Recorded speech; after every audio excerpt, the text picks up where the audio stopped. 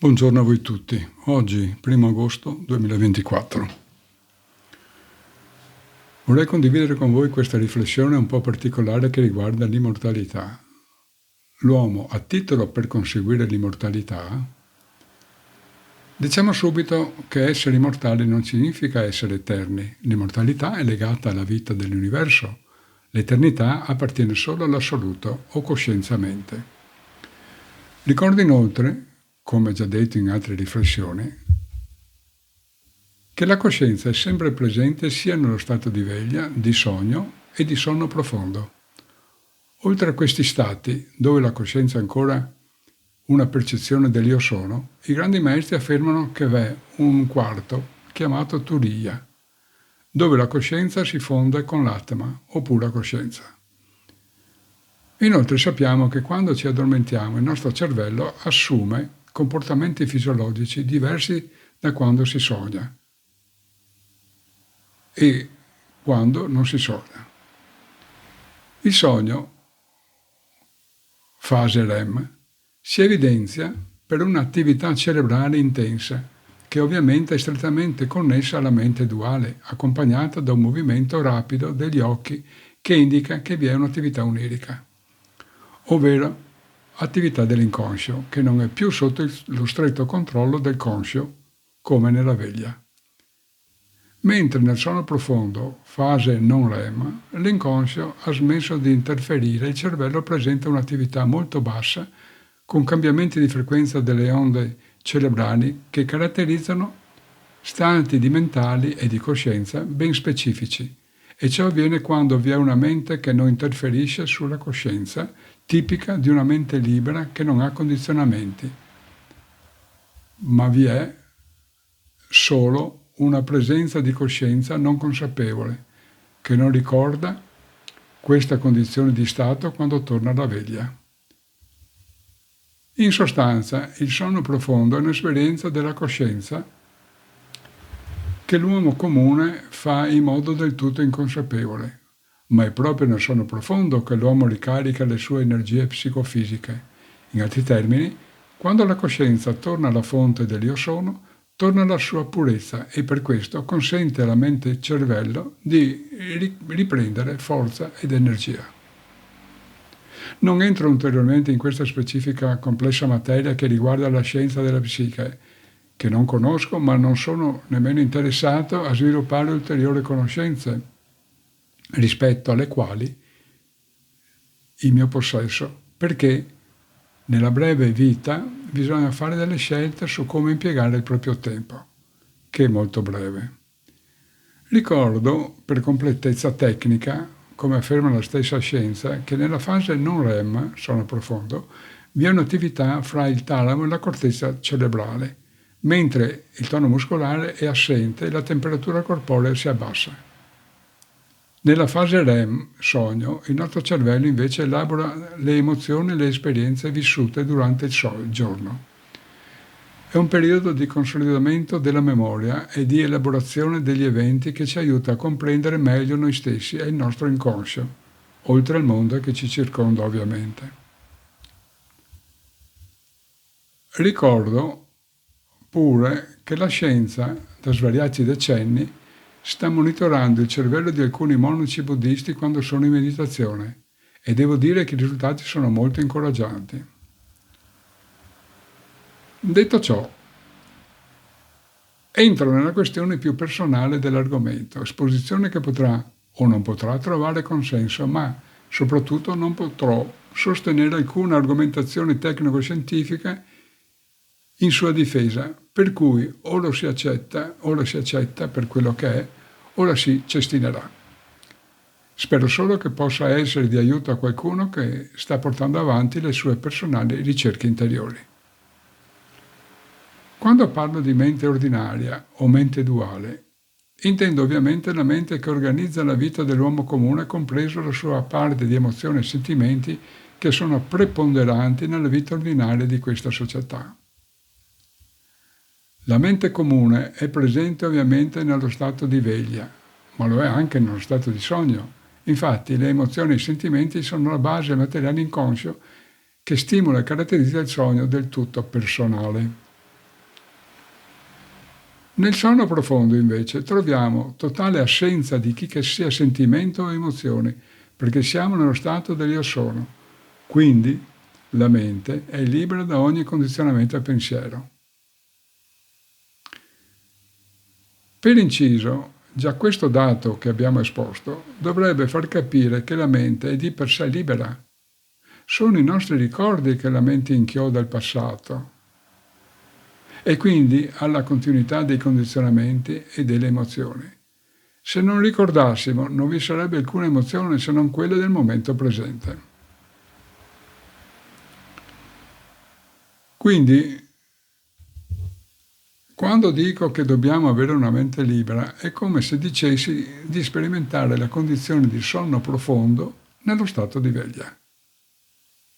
Con una mente libera, la coscienza è nell'io sono e sta continuamente attingendo forza e energia dalla fonte divina, che si tradurrà in un corpo più sia energetico che astrale, sano e vitale. Si dirà che ciò è impossibile perché o si è svegli o si è nello stato profondo del sonno. Non è così,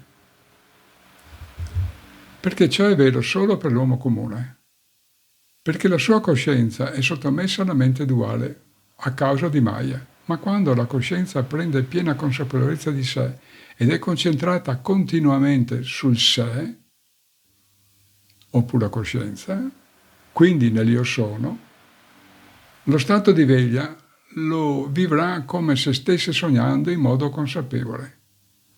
Non vi sarà più alcuna differenza fra sogno, veglia e sonno profondo, ma soprattutto non vi saranno più dispendio di energia come lo è uno scolapasta.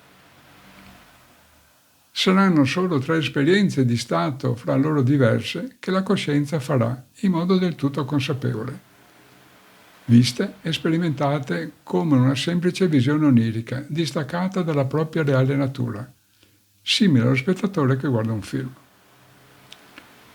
Lo stato di veglia è realmente un sogno come il sogno quando si dorme? Non proprio, diciamo che è simile al sogno, ma nello stato di veglia entra in gioco il corpo fisico con i suoi sensi, dove tutto è in continuo movimento materico, oltre che la personalità sostenuta da un'autocoscienza che nel sogno non c'è. È simile quindi al sogno, perché la vera unica realtà è solo il sé. Nella Bhagavad Gita si dice che quella che per tutti gli esseri è la notte, diventa per l'uomo che ha dominato i sensi il tempo della veglia.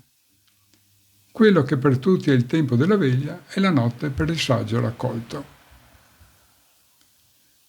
Sul piano del simbolismo significa che la notte rappresenta l'oscura ignoranza che lo yoga ha distrutto con la luce della vera conoscenza. Quindi la sua mente, vuota e libera, vive anche di notte la vera realtà, mentre il tempo della veglia del mondo per lo yogi diventa la notte dei sensi, cioè i suoi sensi sono stati ritirati all'interno di sé e vive nel sé, come quando si chiudono le imposte quando si va a dormire. Ma nel sé, per la coscienza, sarà sempre giorno illuminato perché coglierà la luce della stessa coscienza che risplende in noi stessi. Quindi, vi è una sostanziale divergenza di percezione della coscienza fra chi sperimenta il mondo come mente duale e chi sperimenta il mondo come mente libera, tutta concentrata nel sé. Il primo, immerso nel suo sogno che crede reale, il secondo vive la realtà perché ha compreso e sta sperimentando che è lui stesso la sola realtà, tutto il resto è solo un sogno. Cosa significa tutto questo?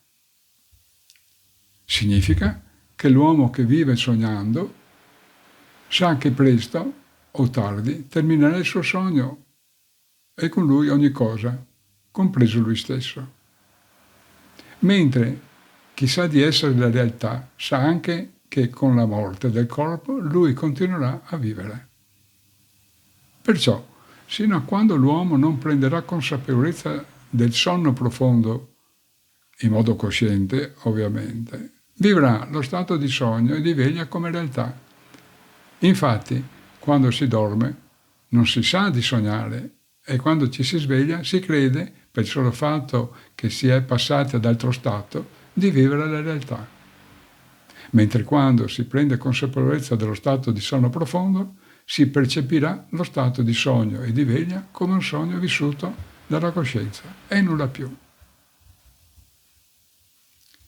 Risvegliarsi alla condizione di sonno profondo significa liberarsi dal velo di Maya, significa liberarsi dal gioco della mente, duale, significa riconoscersi immortale in quanto coscienza, che è eterna, ma finché viviamo in questo universo è immortale. E qua veniamo al punto che riguarda come conseguire l'immortalità, almeno però sul piano teorico. Sappiamo che per arrivare alla pratica bisogna prima passare per la teoria che nasce dall'idea intuitiva. Se si vuole compiere il percorso introvertito, in modo cosciente, che tutte le notti ogni essere umano compie, è possibile farlo grazie alla meditazione, come se fosse un intronauta che esplora l'inconscio in modo cosciente. In questo modo si potrà raggiungere lo stato di sonno profondo rimanendo coscienti. La meditazione, se compiuta con regolarità e metodo appropriato, non solo permetterà il conseguimento di quanto detto, ma offrirà in particolar modo vantaggi di salute e benessere a tutto il corpo psicofisico. E qui veniamo alla parte più intrigante di questa riflessione sull'immortalità.